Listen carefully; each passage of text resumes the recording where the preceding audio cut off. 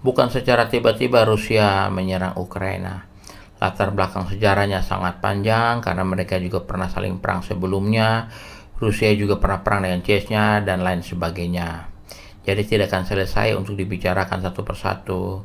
Jadi sederhananya saya memulai dari sejak pembubaran Uni Soviet tanggal 26 Desember tahun 1991.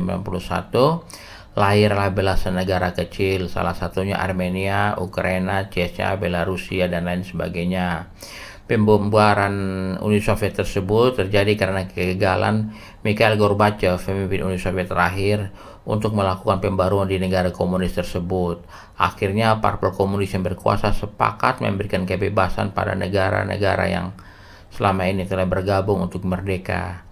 Jadi bukan karena ada pemberontakan internal, tetapi karena Uni Soviet gagal melakukan pembaruan dalam negeri sendiri. Sehingga Partai Komunis yang berkuasa memberikan kebebasan pada setiap negara yang telah bergabung untuk merdeka. Sejak saat itu juga Ukraina menjadi negara berdaulat. Setelah bebas dari negara komunis, Ukraina menjadi lebih dekat kepada negara-negara Barat, Amerika, dan Eropa, sehingga beberapa penduduk Ukraina menjadi terkenal di Eropa sebagai pemain bola kaki seperti Shevchenko. Ada juga petinju kakak beradik Vladimir Klitschko, Vitaly Klitschko, dan Alexander Usyk yang terakhir berhasil kalahkan Anthony Joshua. Jika Uni Soviet tidak bubar, belum tentu Ukraina mengalami kemajuan yang besar ya. Bahkan mereka akan sulit berkembang. Banyak juga orang Rusia yang kemudian menjadi terkenal di Eropa dan Amerika seperti Khabib Nurmagomedov dan pemimpin Chelsea Abramovich. Amerika dan Eropa telah menjadi seperti tanah air kedua bagi mereka. Apakah hal ini menjadi salah satu pemicu kecemburuan Rusia terhadap Amerika? Karena negara-negara bekas koalisi menjadi lebih dekat dengan mereka. Bisa jadi, ya sepertinya permusuhan sejak era perang dingin belum selesai. Masih ada harus mereka selesaikan.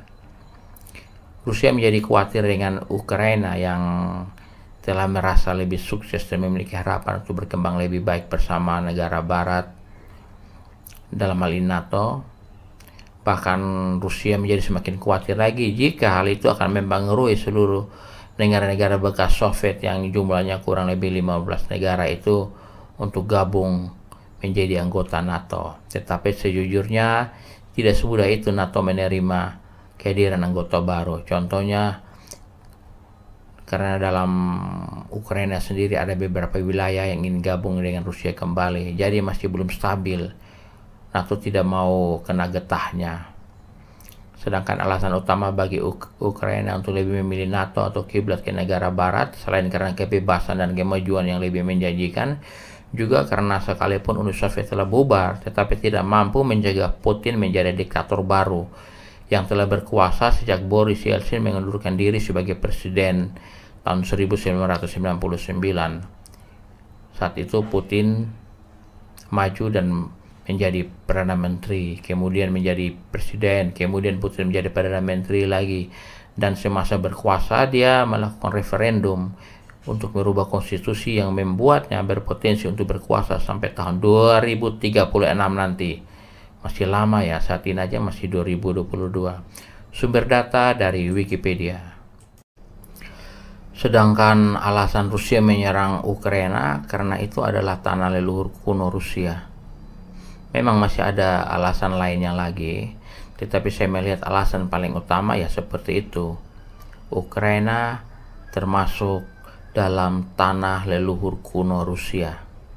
Sama seperti yang pernah terjadi dengan Indonesia yang juga melihat Malaysia, Timur Timur, dan Papua sebagai wilayah Indonesia lama sejak era Majapahit berkuasa. Sayang sekali hanya Papua saja yang bisa kembali ke pangkuan Ibu Pertiwi, sedangkan Malaysia tidak. Tim-tim memang pernah berada di pangkuan Ibu Pertiwi, tetapi akhirnya lepas lagi. Kenapa sih Amerika dan NATO menjaga jarak dalam kasus perang Rusia dan Ukraina? Sebagian orang mengatakan Amerika dan NATO takut hadapi Rusia, tetapi sejatinya Rusia juga takut hadapi Amerika dan NATO. Alasan Amerika dan NATO tidak intervensi langsung dalam perang Rusia-Ukraina sederhana saja.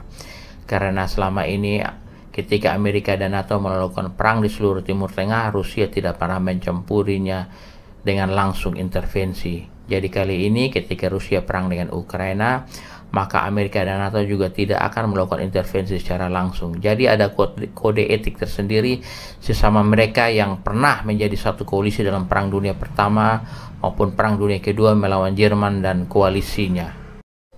Tetapi ada keuntungannya jika Amerika dan NATO tidak melakukan intervensi langsung dalam perang Rusia melawan Ukraina. Keuntungan pertama, karena bisa menghindari dunia dari Perang Dunia Ketiga yang akan sangat menghancurkan. Mengingat perkembangan teknologi senjata sudah sangat maju. Pada saat yang sama, Rusia sebagai negara agresor akan mendapat antipati dunia. Terbukti saat ini transaksi dagang dari Rusia ke Amerika NATO sudah tidak bisa dilakukan lagi. Penerbangan dari 36 negara ke Rusia sudah ditutup, Rusia menjadi terkucil. Itu dalam waktu lama akan merusak ekonominya, termasuk militernya, karena tidak ada dana untuk biayai militer.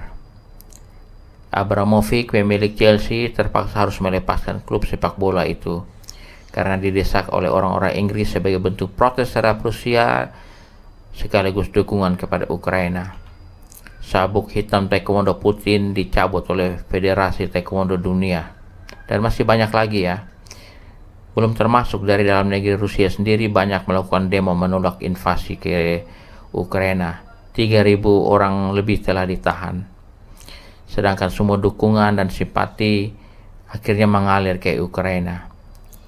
Saat ini sebanyak 16.000 relawan dari seluruh dunia telah mendaftar ikut perang bela Ukraina melawan Rusia. Bantuan senjata dan roket juga dikirim ke Ukraina dari berbagai negara yang simpati. Masih ada keuntungan lain bersifat tidak langsung. Ini keuntungan yang kedua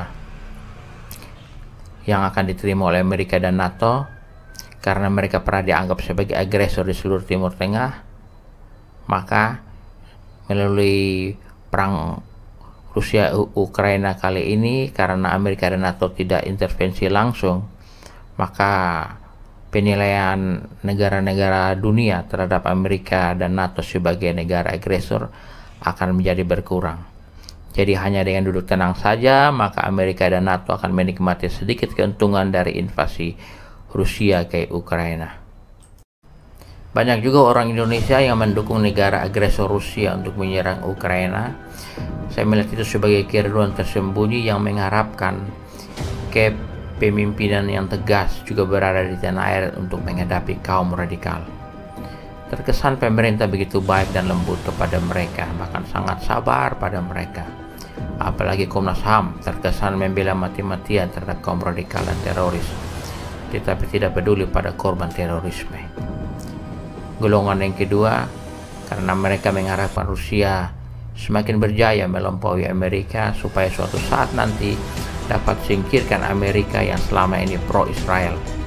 Melihat pola pikir golongan yang kedua ini, karena mereka tidak peduli pada korban perang dan hanya peduli pada Palestina saja, padahal Palestina tidak ada hubungan dengan perang tersebut, maka saya curiga mereka adalah kaum radikal Indonesia yang selama ini selalu menggunakan isu Timur Tengah untuk mendapatkan dukungan supaya berkuasa di negeri ini. Selanjutnya, siapa yang akan menang ya dalam perang Rusia dan Ukraina kali ini? Tidak etis ya bertanya seperti itu, jadi saya tidak akan melanjutkannya, karena siapapun pemenangnya tetap saja korban dari kedua belah pihak terus berjatuhan. Lebih baik jika semuanya stop perang saja, fokus membangun kehidupan masyarakat untuk menjadi lebih baik saja. Tidak ada keuntungan apapun bagi Indonesia jika Rusia atau Ukraina yang menang perang kali ini. Sedangkan kerugian sudah pasti ada karena harga minyak yang melonjak tajam.